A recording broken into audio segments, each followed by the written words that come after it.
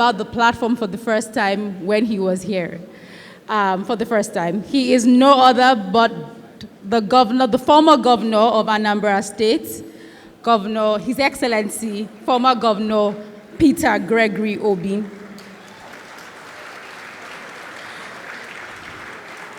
While in office, he served in additional roles as the chairman of the board of SEC and special advisor to the president on finance. He's a graduate of the University of Nigeria, Nsukka, and he's also an alumnus of Harvard Business School and many institutions. Please join me as we welcome Mr. Peter Obi.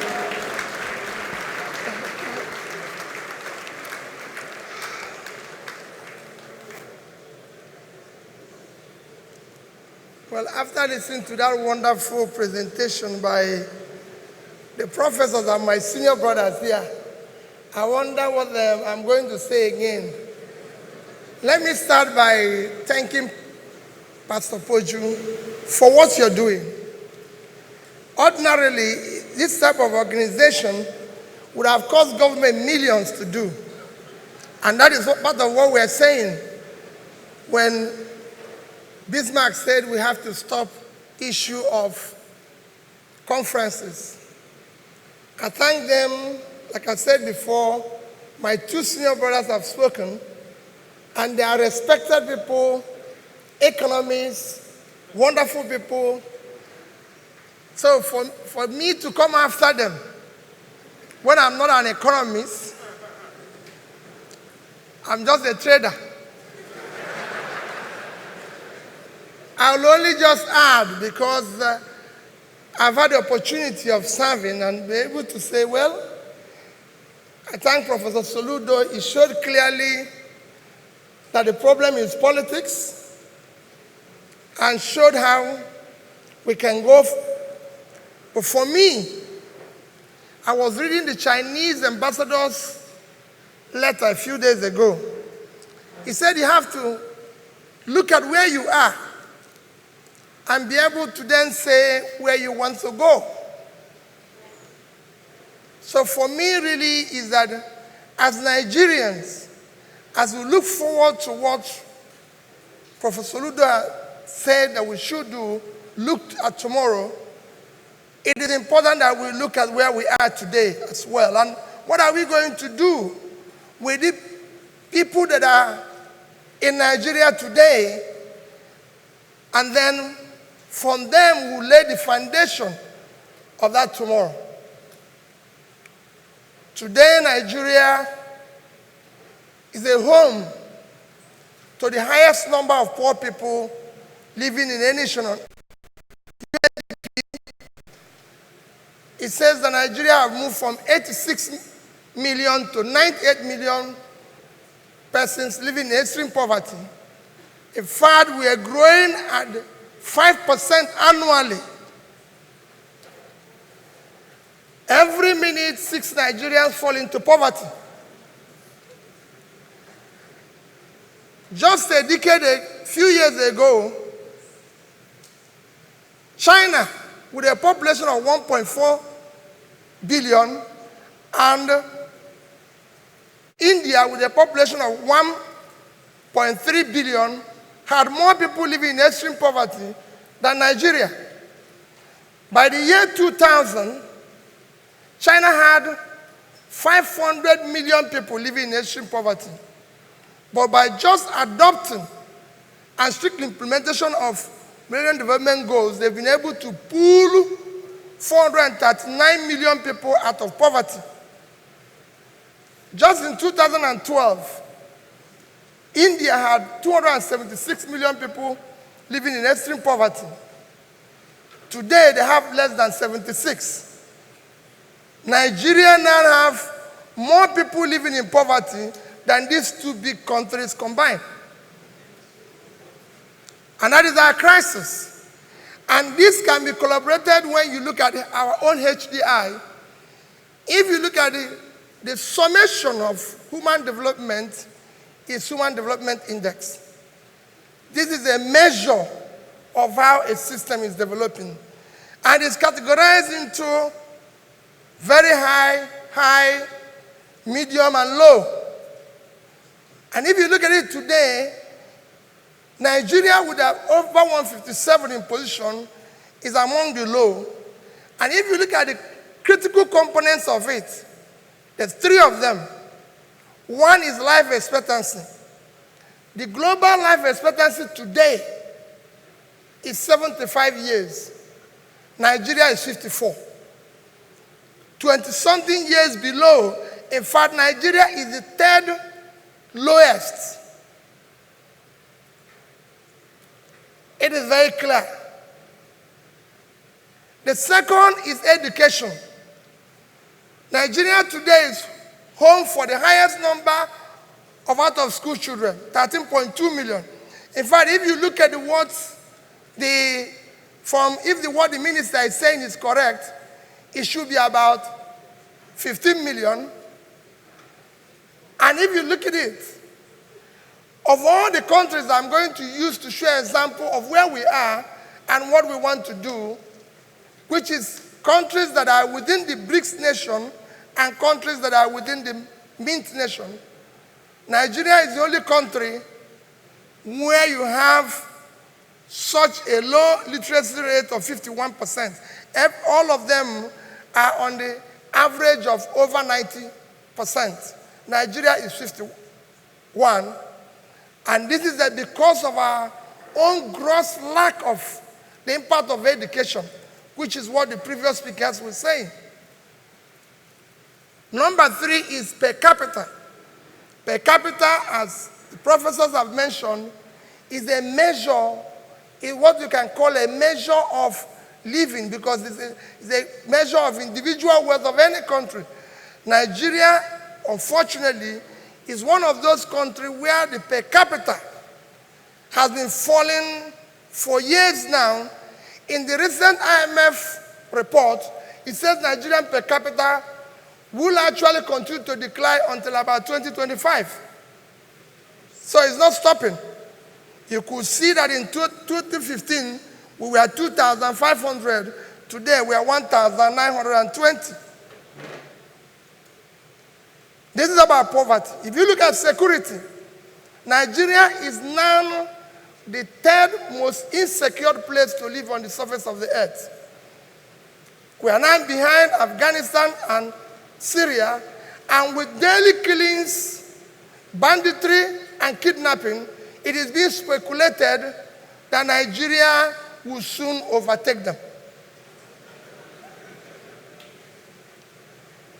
Our underemployment and unemployment is one of the worst in the world. People will tell you it's about 25, it's actually over 30%. And with over 22 million young people in their productive age doing nothing, it is very worrisome. And of course, concomitant with all these devices we are seeing today, whether it's banditry, whether it's mass killing, kidnapping, and all sorts of things. These are what we are going through as a country. Our debt is escalating every day. If you recall, on May 1, 2017, at this platform, I warned and cried about the debts we are piling. Because I was not an economist, because I hadn't had the opportunity of working in any of the Brentwood institutions, the then Minister for Finance said, no, that we are going to spend our way out of recession. Today, all the economists at the Brentwood institutions are complaining about our debt. We are now almost at 28 trillion, $90 billion with little or nothing to show for it.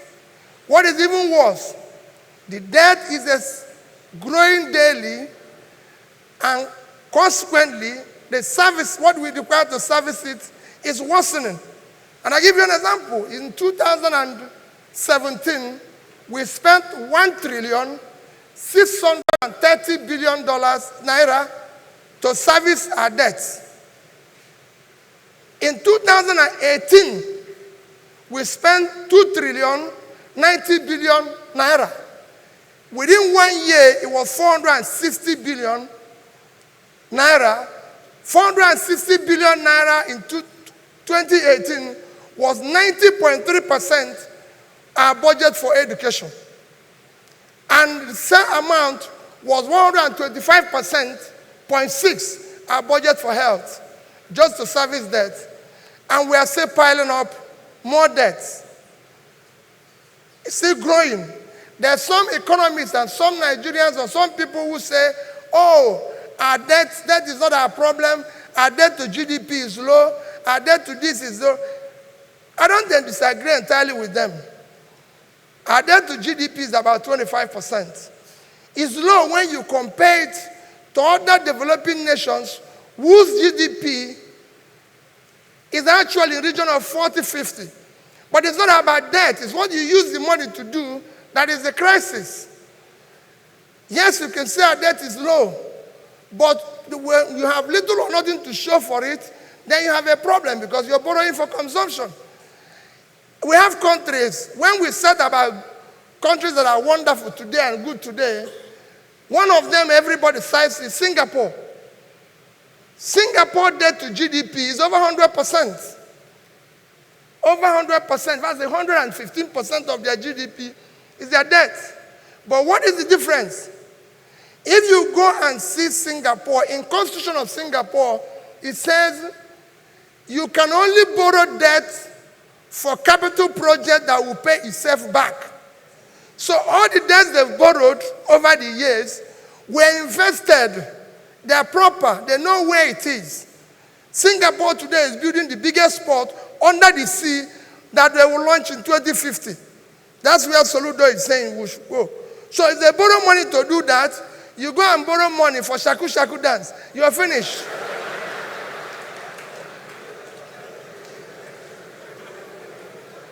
So that is a crisis we face as a nation. Because of the way we are borrowing money and what we are doing with it, it is not impacting on our growth. We are one country that is borrowing money. It's not impacting on our growth. It's not impacting on per capita. Nobody is seeing it. We didn't see the bridges and everything that it was used to for. So our debt is worsening, and we need to do something about it. Today, we are the most stressful country. If you read the stress index, they said we are the most stressful. In fact, a famous doctor in Lagos told me that he has found out that all his patients, once they arrive in Nigeria from overseas, their blood pressure goes up. And it's a record that he has. If you come to inequality, Nigerian inequality today is the worst. 157 over 157. We're the worst when it comes, if you look at the Oxfam report. In America, 1% of the richest Americans control 37% of their wealth. In China, the richest 1% control 35% of their wealth. In Indonesia, which I'm going to use for example, they control 47%. In Nigeria, the richest 1% control 85% of the wealth. And nobody is working hard. All other countries I mentioned are working hard to lower this. In Nigeria, it's even worsening. And nobody is talking about it. Forbes recently described us as money-losing machine of Africa. Our stock market last year lost 18%. This year, it's lost 13%, even when it's most shallow of all the countries I'm going to use. For example, within the BRICS country, no country where their stock market valuation is less than 200 billion, except Nigeria. If you look at all of them, Brazil is at almost a trillion. Russia is 575. India is 2 trillion. China is at 6 trillion. South Africa is $875 billion. And the second biggest economy, if you go to Mexico, it's 385. Indonesia is at 450. Nigeria is at 31 billion. And Turkey, the last nation, is at 200. So you have a crisis. Of course, you listen to what the recent seminar by the Sterling Bank, what the chief economist of World Bank said. He said we are living tragically on borrowed time. That's what he said about Nigeria. If you look at all these, you will see, like the previous speakers have said, we are living on a cliff.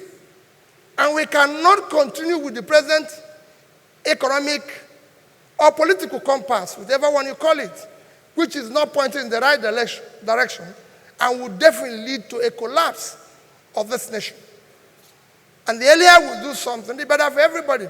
For my little contribution, because previous speakers have mentioned a few of the things I want to mention, for my little contribution, I will dwell on just on 3 things and then conclude from there. For me, there's 3 things we need to deal with. And issues are, number 1, issue of security. Number 2 is issue of education. And number 3 is issue of the economy, with emphasis in trying to solve our present under and unemployment. It is very critical. For security, I'm not going to make a lot of comments, but just to say that Nigeria needs to do something very quickly and drastically on our present security situation, which is questioning our corporate existence. The great number 1 job of any government in any society is to provide security of life and property. If you cannot do that, then the government does not exist. And today, what Nigeria needs most is investment from local and from foreign direct investment. But nobody is going to invest in an unsecured place. No matter how profitable it is, the investor has to be alive to enjoy his profit. So there's no need preaching that, it's 20% return, 30% return. I've said it here before at the platform. I lived in England for a number of years. And I had a partner, very good man. Very good man. I'm sure Professor Ludo knows him very well, Mr. Hardin. And he had a fixed deposit in a bank of about £5 million. And I was the chairman of a bank. And I said to him that we were paying him 2%. So it was earning £100,000. And at that time, banks were giving interest of 20-25%. And I went to him and said, Mr. Hardin, since you said you're going to give them additional £1 million, why don't you give it to me? So that I can give you maybe 15%, more than they pay for this 5. He said to me, okay, we'll go for dinner and talk about it. And he took me to dinner. And when we finished, he told me, he said, Peter, let me tell you, peace of mind is included in this 2%. You can keep your thoughts. That he has planned his life. That he has planned his life on this 2%. He doesn't want the 15. I can keep the 15. And that is the foreign investor you want to attract. Because he needs to have peace to enjoy his 1% and everything. And that's it. So it is critical that we know we need to provide security. The second thing I need to talk about is the issue of education. It's been repeated by previous speakers and everything. It's just to add. Every empirical studies have shown today that the more you can invest in education, the better your economy and society. Countries that are doing well today are countries that have invested and continue to invest in education. It's as simple as ABC. It's not something you need. So the more you invest in education, the education investment is not an expense.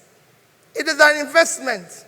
And if you look at all the countries that want to compare us with today, you could see it. Among all the BRICS and mint countries, they all invest at least 4% of their GDP on education. Nigeria, tragically, our budget is low, yet our budget for education is even worse. If you look at all of them, if you talk about the BRICS, you talk about the Brazil,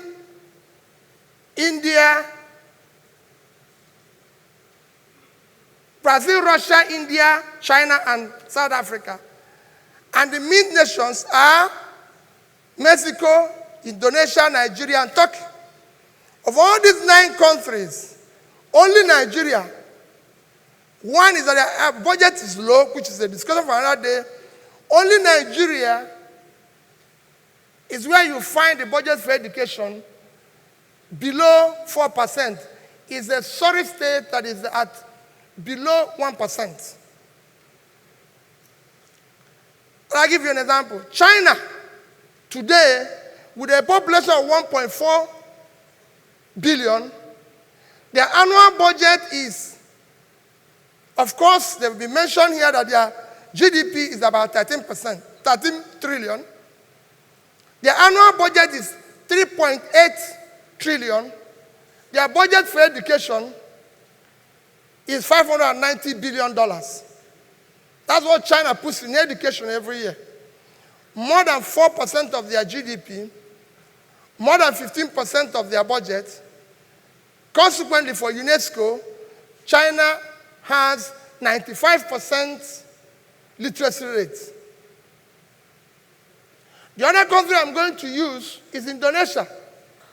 Because of want of time, I want to use the best performing country in the BRICS and the best performing in the Mint. It's Indonesia. Indonesia is a country of 260 million people. Their budget is $178 billion, and they spend $40 billion on education. About 4% of their GDP, and over about 20% of their budget. Nigeria, with 200 million people, our budget is 28 billion, which is low. But even worse, our budget for education is $2 billion. It's a crisis. To even illustrate or explain it to you more, let me use a country closer home. It might not be a good example today. South Africa. South Africa, but we have to face the reality of where we find ourselves. South Africa is supposed to be the second biggest economy in Africa. The annual budget of South Africa is 4 times our budget. Their budget is 110 billion, ours is 28. What is even worse, their budget for education is $17 billion. In the past 10 years, Nigerian budget for education at the federal level is 4.4 trillion. If you change it today by 305, which is the exchange rate, is $14.4 billion. So our 10 years budget in education is not up to 1 year budget of South Africa in education. And that is where we find ourselves. So we have to face that reality and invest in this critical component. The consequence is that we have 13 million out of school children and everything. Everybody will say to you, where are you going to find the money? Because that's what they always say. When he says, where are you going to find money for education? My question is, tell me any of these countries, any other country in the world that pay what we pay for subsidy of fuel. Tell me any other country. And what is the impact of the subsidy on our economy? In the past 10 years, Nigeria, like I said before, has spent 4.4 trillion on education. Let me even ask another critical component of development. When you talk about life expectancy, you talk about health, primary health. Our budget for health in the past 10 years is 2.7 trillion. Both of them is just about 7 trillion combined. And that is what we budgeted in the past 10 years. In the same period, we spent about 10 trillion for subsidy. And I can tell you, 75% to 80% of the money that is spent on subsidy is actually, let me not say what happened to the money, but all of you know. It can be better. It's misappropriation. It can be removed. If this money was spent on education and health, education would have received at least 2.5 times what was budgeted. The same thing for health. So instead of having about $15 billion for health, we would have had $37.5 billion. Instead of having $9 billion for health, we would have had 22.5. So education would have had 37.5, and health would have had 22.5. Over that. And if that money was properly utilized, I can tell you it would have impacted better on our economy today, on our per capita today, and to the country. But that money wasn't invested. You can guess what happened to that money. Or even like people say, where are you going to find the money? Recently, you saw the report that 1.6 trillion was stolen as an oil theft in 2016. And in 2017, another 1 trillion was stolen. So if you combine these two, it is 2.6 trillion, which is in 2 years, which is the amount you budgeted for health in 10 years. So where are these thieves? Let's all of us go and look for them. So these are the issues that I need to bring. That is where, so because people will say, where will you find the money? To go further, let me even talk about the issue of the economy. Let me leave education. I've told you that we can fund education, we can make it better. Let's look at the economy. With emphasis, like I said, on issue of underemployment and unemployment. Everybody knows that all various studies, and I'm happy that our famous economists here, nobody can talk about those brilliant economists we have in this country today without calling Professor Sukuma Soludo and people like Bismarck. They are among the best we have. And I'm sure they know that when you talk about the economy, you must talk about the issue of underemployment and unemployment. It is the greatest contributor to building a strong economy. If people don't have job, you have terrorism, you have banditry, you have all sorts of characters. If they remove any of us of here from having a job, we are different things. It's as simple as ABC. So you have to deal with that. And when you talk about the issue of employment of any nation today, whether it's China that we are celebrating, whether it's any other country within the BRICS nation or the MINT nation, like I said before, I still use China and Indonesia to show an example. All of them, everybody knows that there's a direct connection between issue of employment creation, growth per capita, and growth of overall economy with your support for micro, small, medium entrepreneur. Professor Gupta has said that Nigeria DNA is entrepreneurship. And I believe that. But that DNA is not being supported. What has happened is that we've abandoned this greatest engine of creation of labor, unemployment, without any support.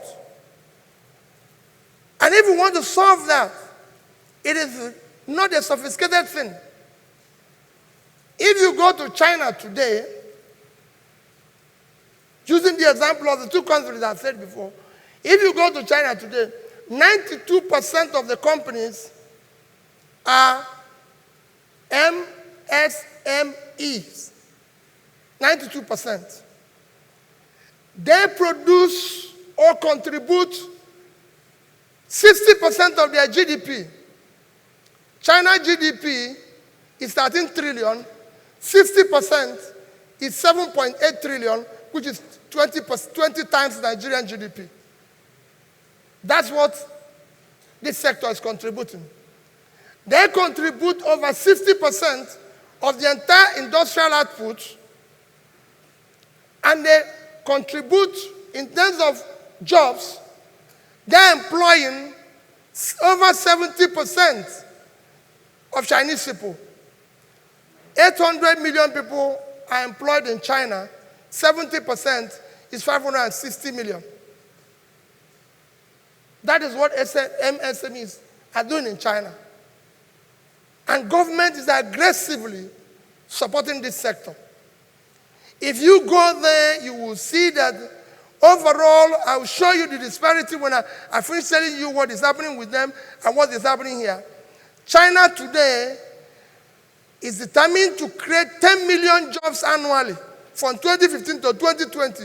In fact, in 2018, by the first 6 months, they've created 7.2 million, which is over 40% of their target. And that's what they're doing. China has unemployment rate of 3.7%. If you go to Indonesia, which is the fastest growing in the Mint nation, it is a similar situation. 97% of the companies in Indonesia are MSMEs. And they are creating over 90% of the jobs. Indonesia, they are producing 60%, over 60% of the GDP. The GDP of Indonesia is 1.2 trillion. 60% is 7.2 trillion. It's 720 billion, which actually is twice our GDP. They have a population, as you know, of 260 million. 145 million are employed.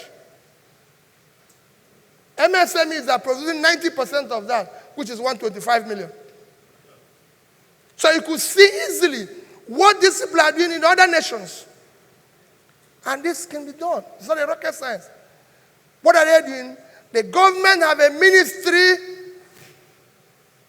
of small, medium enterprises, and are supporting them. People who ask you here, where are you going to get the money? How are you going to fund it, Peter? How are you going to support them? I was a businessman in United Kingdom. Not my country, not to have anything to do with it. I came out of school, started business. My county supported me by giving me grants. The government gave me grants. In America today, in China, everywhere, government is giving people grants, support, and everything. So people say, what do we need? I said, you need aggressively support this sector to unleash what they can do in Nigeria. How do you do it? People say, oh, there's no money. We have borrowed a total of 28 trillion naira, $90 billion. If we had devoted a quarter of that, $7 trillion, $23 billion to supporting that DNA Professor Gupta mentioned. Before I go into that, let me give you an example of what I experienced when the recent conference I attended, Tony Elumelu Foundation. The CEO of that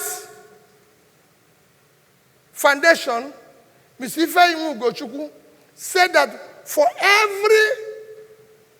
every entrepreneur they supported with $5,000, he created 20 jobs after 1 year. Speakers after speaker came and supported that position. Now, if we had taken away 25% of this money, $23 billion and decide to support our entrepreneurs with grants, we would have given it to 4,600,000 entrepreneurs, assuming only 75% of them, which is 3,450,000, had created just 50% of the job Ms. Ifeanyi has said. Instead of 20, they created 10. They would have created 34,500,000 jobs. If we had 34,500,000 people employed today, we wouldn't be talking about 98 people living under poverty. It is very simple. It's not a rocket science. We would have been able to deal with this and all that. What you hear today in Nigeria is that, revenue to GDP is low. Where are you going to get it? Are you going to tax people who are unemployed or businesses that are collapsing? If you want more revenue, everybody knows how you can get more revenue. Reboot your economy. Support those who are living in extreme poverty to come over this side and you get revenue. It's simple. We have today taxable adults of 20 million when it should be more. If you want more, you just support them.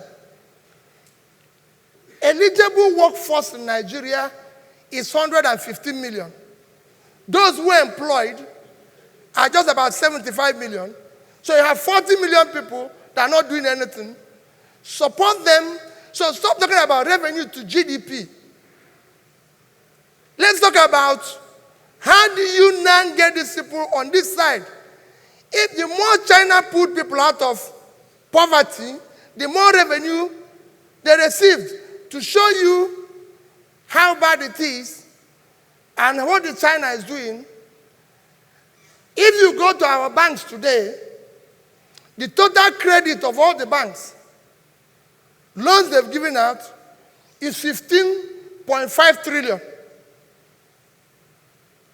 Out of that, 4,000 companies or thereabout have taken 13.3. Call it about 3.3 billion each. The entire SMEs, MSMEs, 35 million. The entire loan to them is 500 billion naira, which is about 3% of 15,000 each. So they cannot contribute what their counterparts in China is contributing. In China, out of overall 30 trillion debts, MSMEs control 25% of it, which is 7.5 trillion. The consequence is that if you look at their tax revenue, they do not just produce 60% of GDP or 70% of unemployment, they also contribute 50% of the tax revenue. China funds its budget from tax revenue. 80% of their budget is funded by tax revenue. 80% is about 3 trillion, and MSME provides 50% of it, which is 1.5 trillion.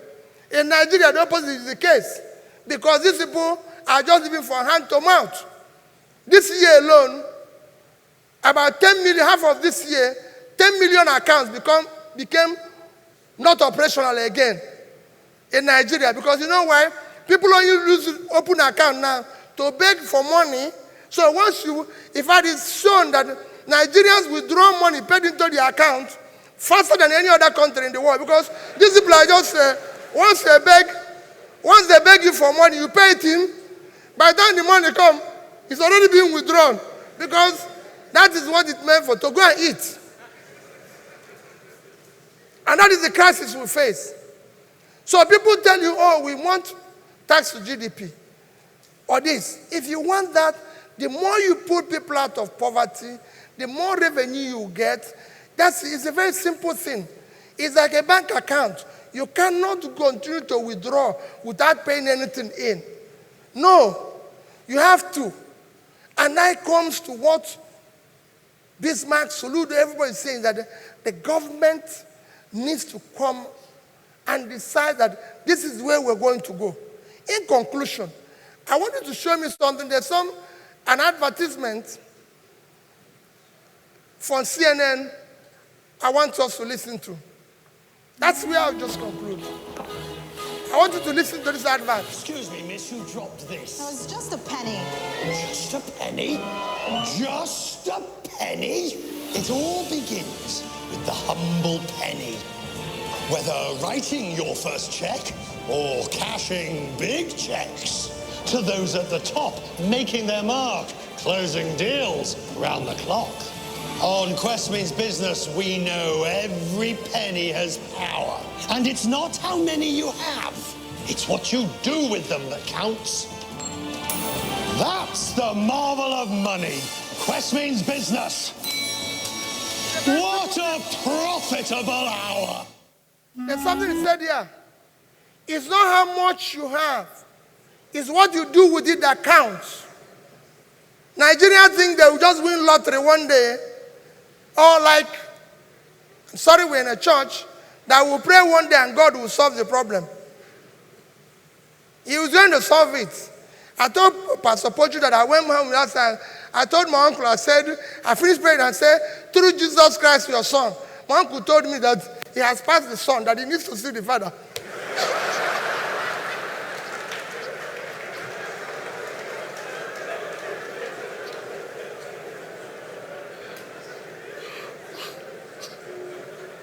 So that's where we are.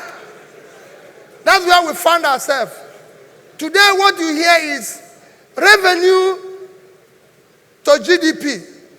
Can we talk about cost of governance to GDP? That is the problem.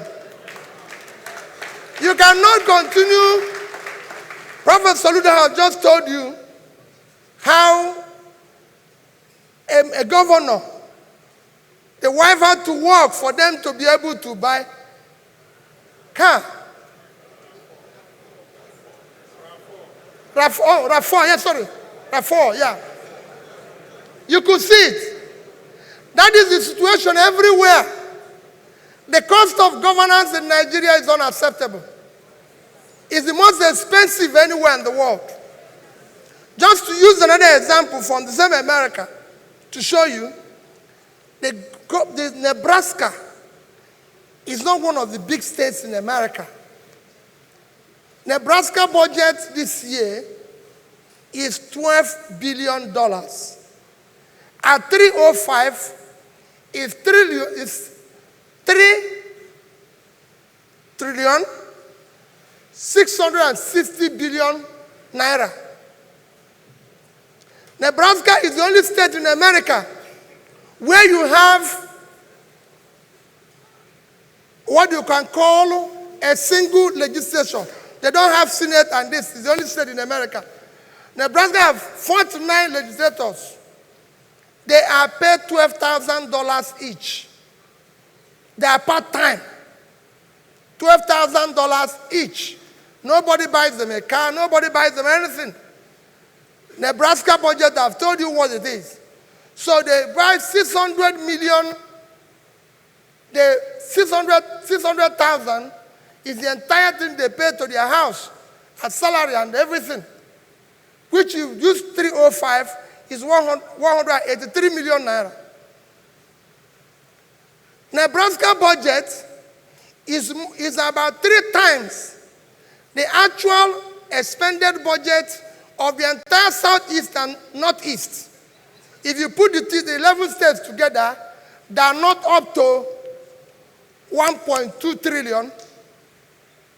And Nebraska, so Nebraska is 3 times that. These 11 states have over 270-something House members costing over 16 billion annually for what they are doing for 183 million naira. That is the cost of our, the cost can go on and on. People tell you all sorts of stories.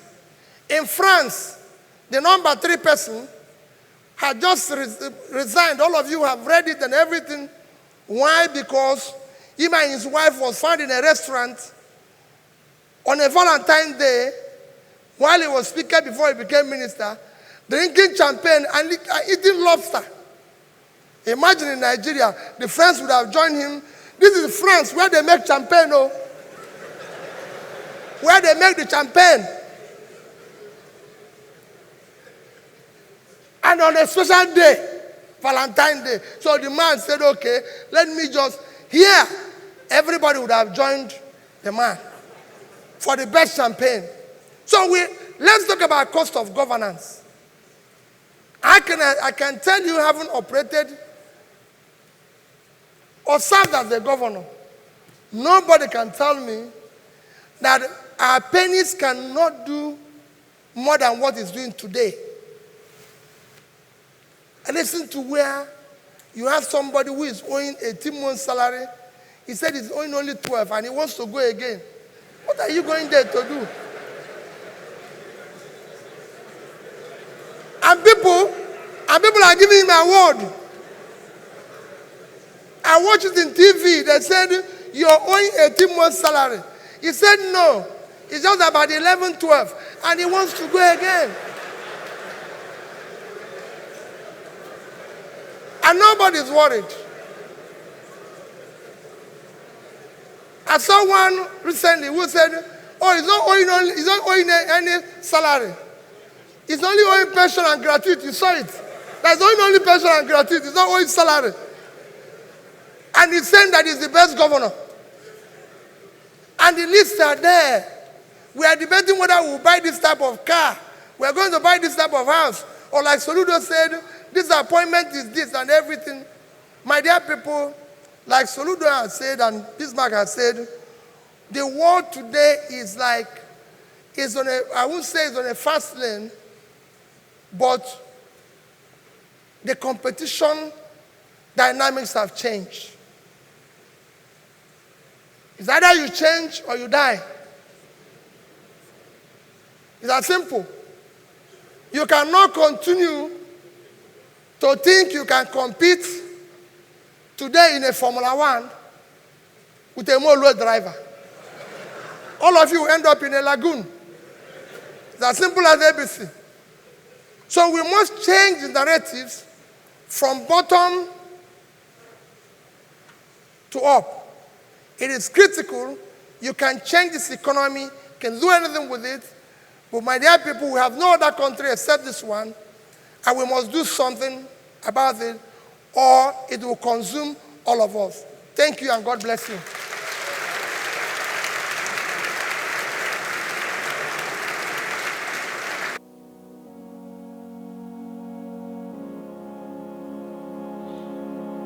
We survive. Our every breath a quiet resistance.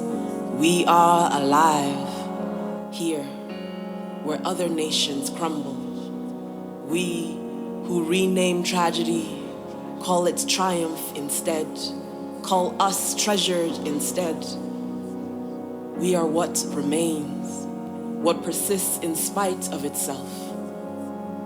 Generations hinged on a promise, waiting for what was always ours, what was taken and traded, what was stolen and resold. Yet we survive the building to breaking, broken to bended knee. Aren't we an answered prayer? This whole nation an impossible idea. Aren't we a wild and wonderful dream? Who will nudge this sleeping giant from her sleep? Pregnant as she is with the hope of millions, who will remind her of the tides that brought us here, the oceans we carry in our veins when we are shipwrecked, washed ashore with nothing but history dripping from our skin, who will stand as a lighthouse, pointing us back toward home on this day and every day, who will celebrate the multitudes, who will serve the office of the people, remembering the vows before God, before us, when power pulls even the most righteous man from his word, who will still lead with honor, choose justice, choose peace. For the first time when he was here. For the first time. He is no other but the former governor of Anambra State, Governor, His Excellency